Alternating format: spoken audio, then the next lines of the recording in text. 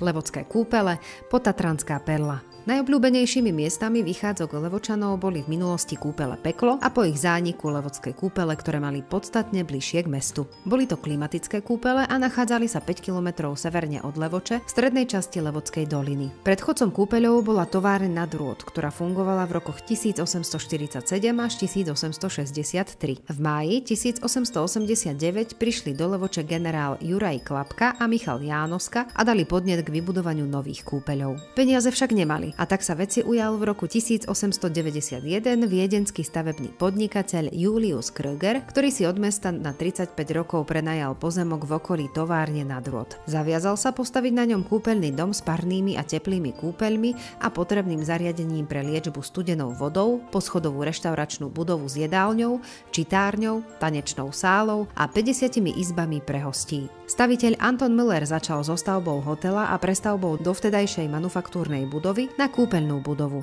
a v roku 1893 bola dokončená a otvorená hlavná kúpeľná budova. Celý areál slávnostne otvorili v roku 1895, čo skoro sa stali obľúbenými pre svoje pekné okolie a nízke ceny. K ich rozmachu mal prispieť i prameň z bývalých kúpeľov Peklo. Aj keď neskoršie rozbory vody ukázali, že nemá liečivé vlastnosti, zaviedli v kúpeľoch vodoliečbu, umelé uhličité kúpele, masáže a elektroliečbu na liečenie nervových chorôb a chorôb dýchacích ciest. Kúpele tvorili hlavná trojpodlažná ubytovacia budova, tzv. Veľká vila, hlavný kúpeľný dvojpodlažný dom a reštauračná budova. Už v roku 1896 mali kúpele 50 stálych a 221 prechodných hostí. Prichádzali sem hostia nielen z okolia, ale aj zámožnejšia klientela z Budapešti, Segedu, Trenčína, dokonca z Haliče a Egypta. Kúpele ležali v rozsiahlom parku, ktorého stredom pretekal Levodský potok. Hostia mali príležitosť poľovať v okolitých hustých lesoch, prípadne chytať ryby. Súčasťou areálu bola kolkáreň, tenisové kurty